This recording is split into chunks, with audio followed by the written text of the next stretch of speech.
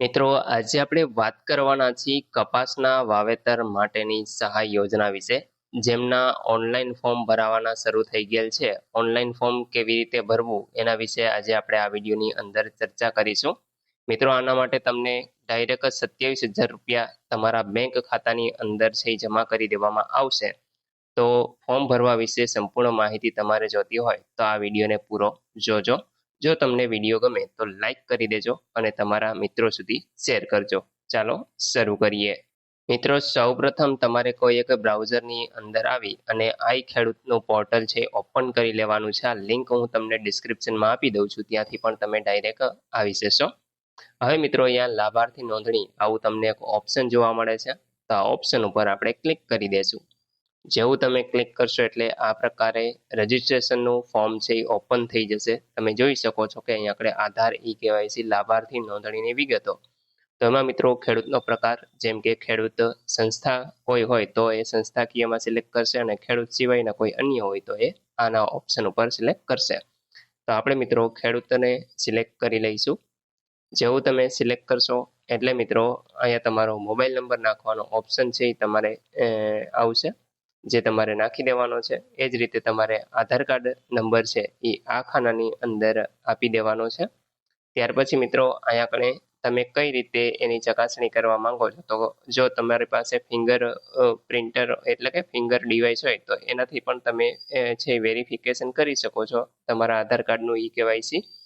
અને અન્યથા તમારા આધાર કાર્ડમાં મોબાઈલ નંબર લિંક હોય તો આ રીતે તમારે OTPનો ઓપ્શન સિલેક્ટ કરી લેવાનો છે. અહીંયા તમારો આધાર નંબર નાખવાનો છે. ત્યાર પછી આ ખાનામાં ટિક માર્ક કરી દેવાનું છે અને અહીંયા સેન્ડ OTPનો ઓપ્શન તમને જોવા મળે છે. તો આ ઓપ્શન ઉપર તમારે ક્લિક કરવાનું રહેશે. એટલે મિત્રો તમારા મોબાઈલ નંબર ઉપર એક OTP છે એ મોકલવામાં આવશે. મિત્રો જેવું તમે સેન્ડ OTP કરશો આ રીતે તમારે OTP છે એ વેરીફાઈ કરવાનો છે. 6 આંકડાનો OTP તમારા મોબાઈલ નંબર ઉપર આવશે. જે મોબાઈલ નંબર કયો તો કે તમારા આધાર કાર્ડ સાથે જે પણ લિંક હશે એ મોબાઈલ નંબરમાં OTP આવશે. ત્યાર પછી મિત્રો અહીંયા જે કેપ્ચા તમને જોવા મળે છે, કેપ્ચા તમારે સિમ્પલ ગણિતની અંદર નાખવાનો હોય છે. જેમ કે 13 + 2 કેટલા થાય તો કે 15. તો અહીંયા આપણે તમારે 15 છે લખી અને ત્યાર પછી છે એ સાચવું અને આગળ વધોના ઓપ્શન ઉપર ક્લિક કરી દેવાનું રહેશે. મિત્રો આ રીતે તમે જોઈ શકો છો, જેવો તમે OTP અહીંયા વેરીફાઈ કરશો એટલે તમારું આધાર કાર્ડનું નામ તમને અહીંયા જોવા મળશે. ત્યાર પછી તમારી જન્મ તારીખ તમને જોવા મળશે, મેલ કે ફિમેલ જે પણ હશે એ તમને જોવા મળશે અને તમારું પૂરેપૂરું એડ્રેસ અહીંયા તમને આધાર કાર્ડ પ્રમાણે જોવા મળશે. ત્યાર પછી મિત્રો સાચવો અને આગળ વધો ઓપ્શન ઉપર તમારે ક્લિક કરવાનું છે. જેવું તમે ક્લિક કરશો એટલે ફરી પાછું તમારે તમારો મોબાઈલ નંબર અહીંયા નાખવાનો છે. ઈમેલ ID જો આપવું હોય તો આપી શકો છો, બાકી છોડી દેવાનું છે.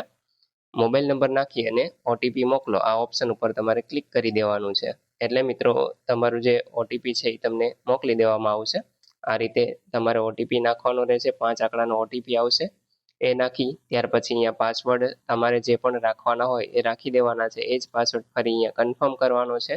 અહીંયા સિમ્પલ ગણિતની અંદર જે કેપ્ચા આવે, જેમ કે 18 + 10 તો અહીંયા 28 થાય, તો એ રીતે તમારે જે પણ હોય એ રીતે નાખી અને સબમિટ કરી દેવાનું રહેશે. મિત્રો જેવું તમે સબમિટ કરશો અહીંયા તમે જોઈ શકો છો કે OTP વેરીફાઈ થઈ ગયો છે અને હવે તમારું જે એકાઉન્ટ છે એ બની ગયું છે. હવે મિત્રો તમારું એકાઉન્ટ બની જાય ત્યાર પછી ફરી પાછું તમારે આઈ ખેડૂત પોર્ટલ ઉપર લોગિન બટન ઉપર ક્લિક કરવાનું છે. અહીંયા તમે જે પણ મોબાઈલ નંબરથી રજીસ્ટ્રેશન કરેલું છે મોબાઈલ નંબર નાખવાનો છે. તમે જે પાસવર્ડ રાખેલો છે પાસવર્ડથી તમે અહીંયા લોગિન કરી શકો છો. જો તમને પાસવર્ડ યાદ ન હોય તો તમે આ OTPનો ઓપ્શન છે એ સિલેક્ટ કરી લેજો અને ત્યાર પછી છે એ તમારે તમારા મોબાઈલ નંબર ઉપર એક OTP મોકલવામાં આવશે, જેના દ્વારા પણ તમે લોગિન કરી શકો છો અને અહીંયા આગળ તમારે આનો જવાબ આપી અને લોગિન કરી દેવાનું રહેશે. તો આપણે મિત્રો લોગિન થઈ અને આગળ વધીએ. મિત્રો જેવું તમે લોગિન કરશો એટલે આ પ્રકારે તમને જેટલી પણ યોજનાઓનો લાભ મળવાપાત્ર હશે એનું લિસ્ટ જોવા મળશે. જેમાં આપણે બીજા નંબરની જે યોજના છે ક્લોઝ સ્પેસિંગ ટેકનોલોજી એટલે CST, એમાં મિત્રો 10/7/2026 થી 24/7/2026 જેમાં કપાસ પાકમાં સંકળાયેલા 90/30 સેમી વાવેતરના નિર્દેશ માટે આ સહાય છે મળવાપાત્ર છે. હવે મિત્રો અહીંયા આપણે દસ્તાવેજ અરજી કરો અને વધુ જુઓ તો એમાં દસ્તાવેજની વાત કરીએ તો તમારે માત્ર આધાર કાર્ડ અને તમારા 7/12 છે એને અપલોડ કરવાના થાય છે. મિત્રો અહીં તમે જોઈ શકો છો કે હેક્ટર દીઠ છે એ તમને 2 હેક્ટર માટે 27,000 રૂપિયા છે એ આપવામાં આવશે. તો એ સહાય છે એ તમને મળવાપાત્ર છે. બાકી મિત્રો વધુ માહિતીમાં તમે જોશો તો અહીંથી ને તમારે અરજી છે એ ડાયરેક્ટ શરૂ કરી દેવાની છે. તો અહીં આપણે અરજી કરોના ઓપ્શન ઉપર આપણે ક્લિક કરશું એટલે આ પેજ ઉપર આવી જશું. અહીંયા મિત્રો તમારો આધાર નંબર જ્યારે તમે રજીસ્ટ્રેશન કરેલું હશે ત્યારે તમને બતાવવામાં આવશે એ જ આધાર નંબર અહીંયા તમને જોવા મળશે. અહીંયા મિત્રો તમારે ટીક માર્ક છે એ કરી દેવાનું છે. જેવું તમે ટીક માર્ક કરશો એટલે અહીંયા આપણે તમને ઓટીપીનું પૂછશે કે તમારે ઓટીપી દ્વારા વેરીફાઈ કરવું છે કે પછી ફિંગરપ્રિન્ટ દ્વારા. તો આપણે ઓટીપીને સિલેક્ટ કરી લેવાનું છે અને અહીંયા સેન્ડ ઓટીપીના ઓપ્શન ઉપર ક્લિક કરવાનું રહેશે. અહીંયા ઓટીપી મળી જાય એટલે મિત્રો અહીંયા વેરીફાઈના ઓપ્શન ઉપર ક્લિક કરવાનું છે. જેવું તમે વેરીફાઈ કરશો એટલે અહીંયા આપણે તમારું નામ આવી જશે, તમારી જન્મ તારીખ આવી જશે, મેલ કે ફિમેલ જે પણ હશે એ આવી જશે અને અહીંયા તમારું પૂરેપૂરું એડ્રેસ છે એ તમને જોવા મળશે. ત્યાર પછી મિત્રો સેવ અને નેક્સ્ટ કરી દેવાનું છે. મિત્રો જેવું તમે નેક્સ્ટ કરશો એટલે આધાર કાર્ડ પ્રમાણે તમને તમારું નામ છે એ અંગ્રેજીની અંદર જોવા મળશે. ત્યાર પછી પૂરેપૂરું એડ્રેસ છે એ તમને જોવા મળશે. મેં અહીંયા આગળ તમામ જે ડિટેલ છે એ હાઈડ કરીને રાખી છે સિક્યુરિટી રીઝનના કારણે. ત્યાર પછી મિત્રો અહીંયા તમારે તમારો જિલ્લો છે એ પસંદ કરી લેવાનો હોય છે. જિલ્લો પસંદ થઈ જાય ત્યાર પછી તમારે અહીંયા તાલુકો છે એ પસંદ કરવાનો છે. તાલુકો પસંદ થઈ જાય ત્યાર પછી મિત્રો તમારે તમારા ગામનું નામ છે એ સિલેક્ટ કરી લેવાનું છે. ત્યાર પછી મિત્રો અહીંયા આપણે સ્ત્રી કે પુરુષ એ ઓટોમેટિક છે એ તમને જોવા મળશે તમારા આધાર કાર્ડ પ્રમાણે. અહીંયાથી તમારે જાતિ સિલેક્ટ કરવાની છે, જેમાં ઓબીસી, જનરલ, એસસી, એસટી જે પણ હોય એ તમે સિલેક્ટ કરી શકો છો. ઈમેલ આઈડી તમારે આપવું હોય તો આપી શકો છો, બાકી છોડી દેવાનું છે. ત્યાર પછી તમે દિવ્યાંગ છો કે કેમ એ તમારે સિલેક્ટ કરવાનું છે. તમને તમારો મોબાઈલ નંબર જોવા મળશે.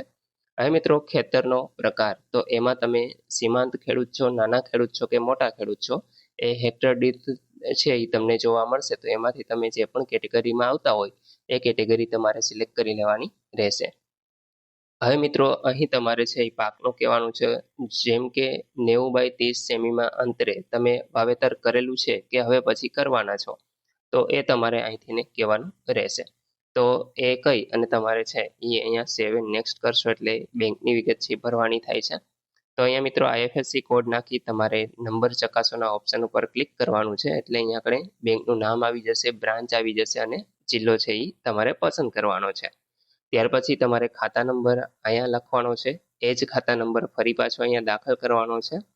અરજદારનું બેંકમાં જે પ્રમાણે નામ હોય એ લખવાનું છે અને એમનું સરનામું છે એ બેંકમાં જે પ્રમાણે હોય એ લખી દેવાનું છે. ત્યાર પછી સેવ એન્ડ નેક્સ્ટ કરી દેવાનું રહેશે.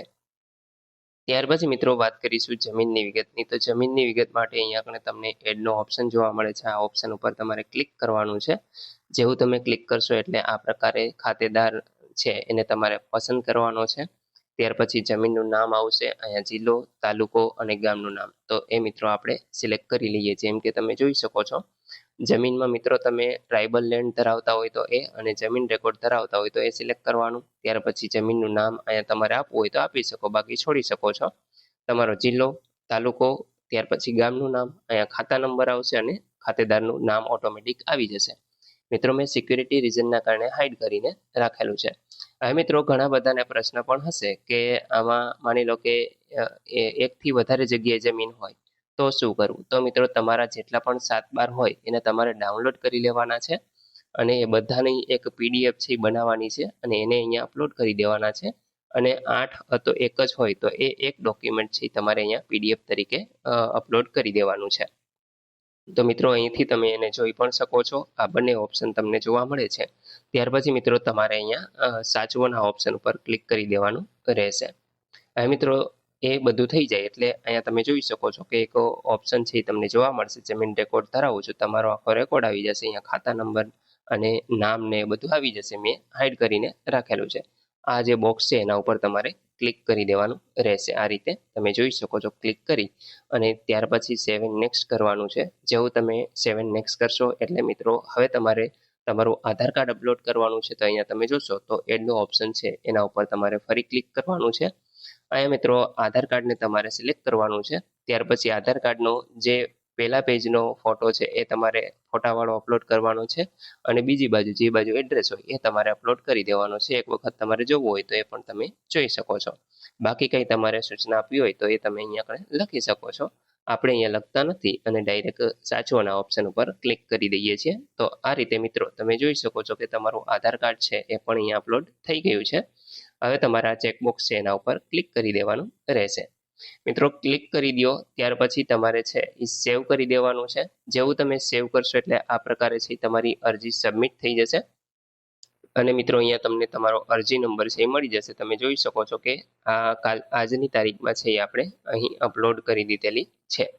તો મિત્રો આ રીતે છે તમે ઓનલાઈન અરજી કરી શકો છો. મિત્રો અહીંયા આપણે જે પીડીએફ આવે એ પીડીએફ છે એ તમને ટૂંક સમયમાં જ જોવા મળશે. જેમ કે અત્યારે તમે જોઈ શકો છો કે ફોર્મ આપણે સબમિટ કરી દીધું છે, પરંતુ એની પીડીએફ છે એ જનરેટ હજી નથી થઈ. તો મિત્રો તમે 5 થી 10 મિનિટ રાહ જોશો એટલે તમે જોઈ શકો છો કે આપણી જે પીડીએફ છે એ અહીંયા જનરેટ થઈ ગઈ છે. અને આ જે ફોર્મ છે એની પીડીએફ હવે આપણે અહીંથી ડાઉનલોડ કરી શકીએ છીએ. તો આ રીતે મિત્રો તમારે આ પ્રિન્ટ ઉપર ક્લિક કરી અને ડાઉનલોડ કરી લેવાની છે અને કોઈ પણ જગ્યાએ તમે પ્રિન્ટ છે એ કઢાવી શકો છો.